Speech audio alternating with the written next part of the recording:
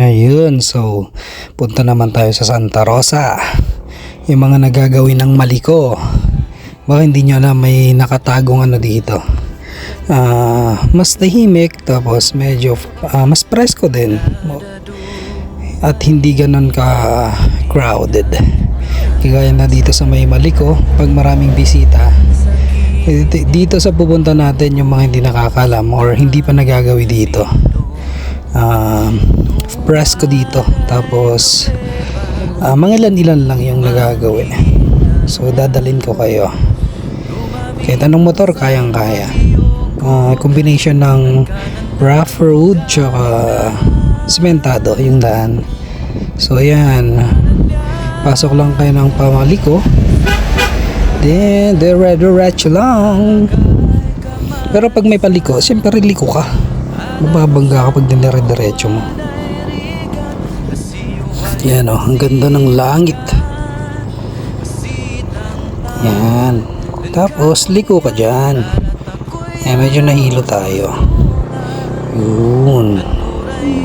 May signboard dyan. Tapos diretsuhin mo lang. Diretso lang.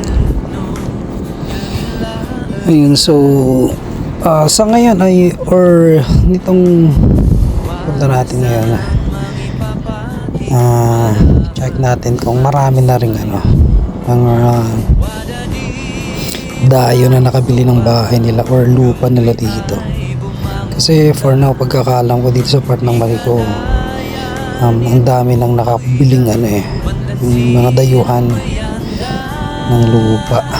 Kasi medyo hindi man siya ngayon kasi nga dagsaan yung mga bumibisita din sa part ng Maliko. Kasi kaysa magbagyo ka na nga naman, dito ka na lang, mas malapit. Kung sa klima lang naman ng Sapan, hindi naman nagkakalayo. Yan, so maganda yung panahon nito.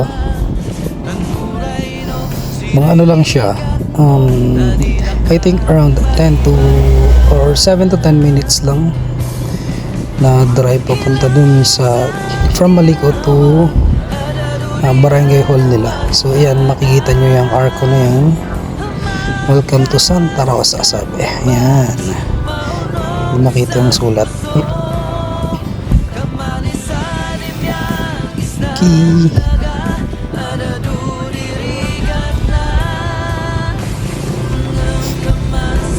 Ayos magmotor dito kasi fresco yung hangin.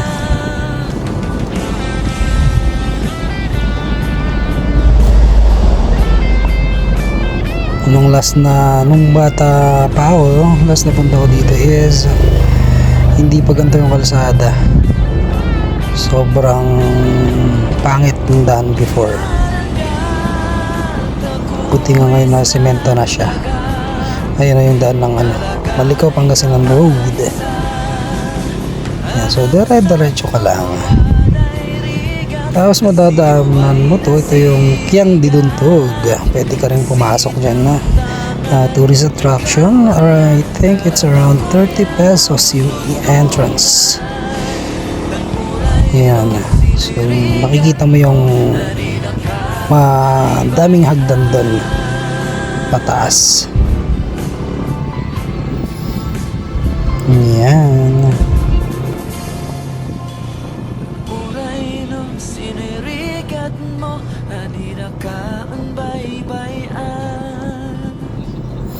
So mapapansin mo, wala pa tayong nakakasalubong kasi hindi nga ganun ka hindi pa siya, I think konti pa lang nakakalam sa lugar na to,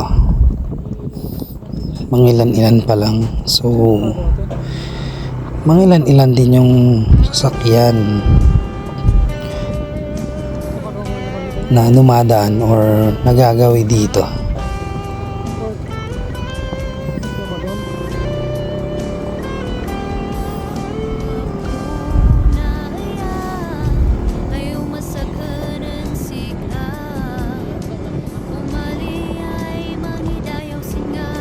Gusto mo yung maraming kahoy, masaya dito. Dito yun.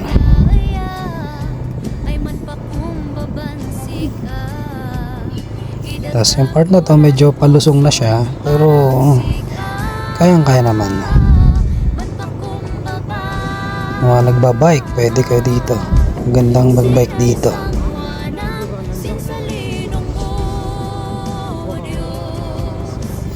Mag-jogging, pwede rin. Kasi nga, hindi ganun karami yung sasakyan. Walang istorbo.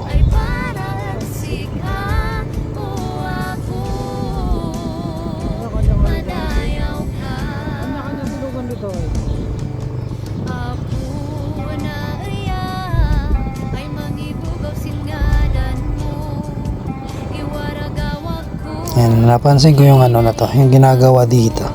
Feeling ko dayo yung nakakuha ng part na yan. Baka gagawing pwesto. Isip ko lang yung mga may-ari dito, siguro yung mga dating may lupa tapos pinagbebenta. Sila na, feeling ko sila na yung lalayo kasi parang mga pinagbebenta nila is pa mga nasa sentro or mga malalapit sa kalsada. So magiging tendency niyan pag yung mga nakabili nakapag nagtayo na ng mga establishment nila, mga dating may-ari, feeling ko lalayo na sila niyan kasi panay sentro yung pinagbebenta nila yun lang yung nakakalungkot dyan.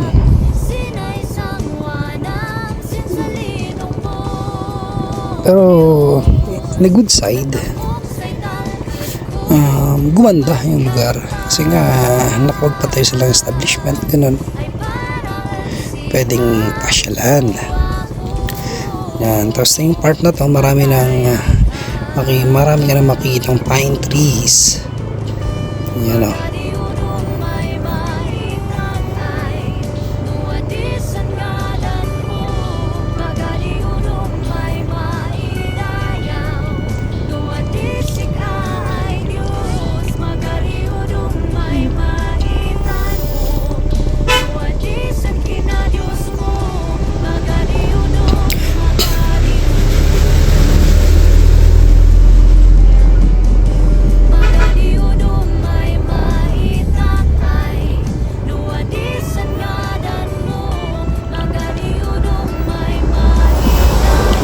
So malapit na tayo sa barangay hall nila.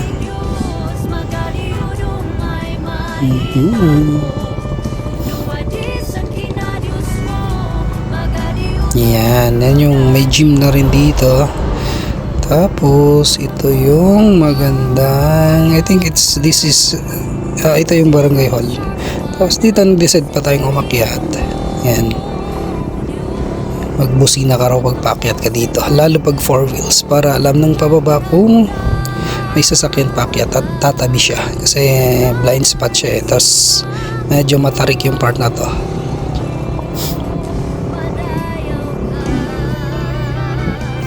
Yan, so dito kung papayagan magandang mag-camping dito. Paalam na lang natin dun sa mga barangay officials para pag sakaling nag-camping kayo dito, aware sila na may mga tao at makapagbigay sila ng assistance kung kailangan. Yan, so yan, nag-decide pa tayong diretso natin yung kalsada. So yan, maraming pine trees dito. Yan na.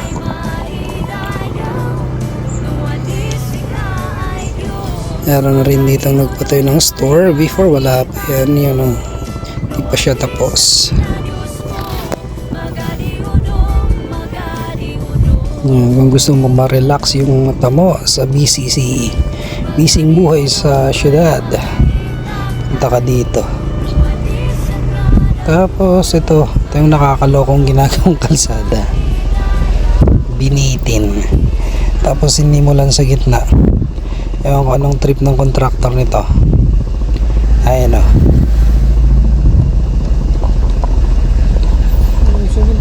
So feeling ko masasemento rin to kabuuan pagdating ng panahon.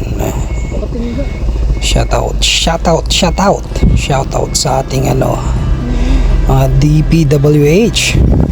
Ganda yun yung kalsada dito. Ang laki-laki ng budget nyo.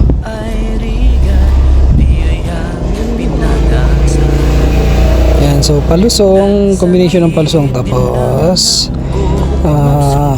malilit lang naman yung palusong dito, tapos hindi ganun ka grabe yung pagka rough road.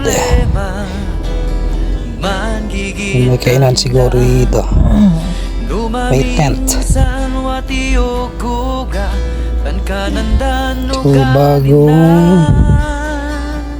So parang bagong gawa lang yung kalsada na to. Diretso tayo.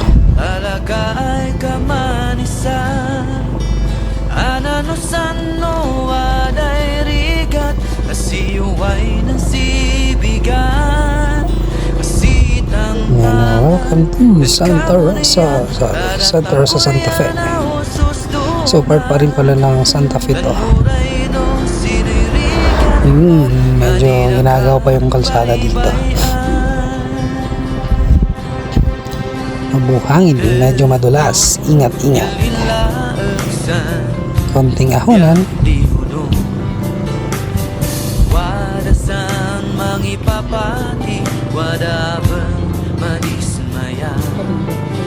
Wada di maisukba, gamdoy ay bumangunda. Ibigadayan. Ayan, ang daming manok. Sa mga native baka dito. Bili ka or magtakbo ka. Joke lang. Ayan, so akit pa tayo. Okay, may nakita pa akong daan, so dinaretso lang natin. Ayan, so rough road na yung part na to.